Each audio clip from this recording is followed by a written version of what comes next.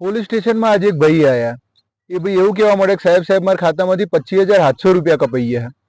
એમને બેહાડે પોણી વોણી પાયું અને પછી કીધું કે હવે શાંતિથી વાત કરો શું થયું. એમને એવું કીધું કે મારા વોટ્સએપમાં એક મેસેજ આવ્યો હતો કે તમારા બેંકનું કેવાયસી બાકી છે, જો તમે કેવાયસી નહીં કરાવો તો તમારું બેંક એકાઉન્ટ બંધ થઈ જશે. એટલે આ ભાઈ બચારા ગભરાઈ ગયા.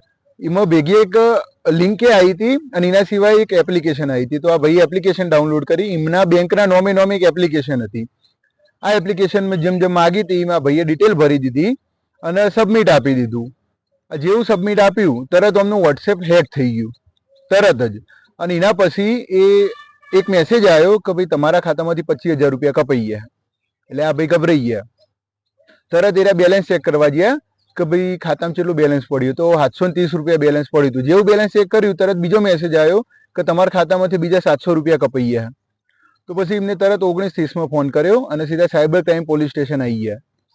જો તમારા જોડે આવું થાય, સૌથી પહેલા તો એ જ મેન ધ્યાન રાખવાનું કે તમને કોઈ અજાણ્યા નંબર ઉપરથી કોઈ મેસેજ આવે છે, કોઈ લિંક આવે છે, તો એને જરાય ટચ ના કરવી, એને તરત ડિલીટ મારી દેવી. જો કોઈ ઓટીપી માંગે તો ઓટીપી ના હાલવો અને આવી કોઈ પણ એપ્લિકેશન ડાઉનલોડ ના કરવી.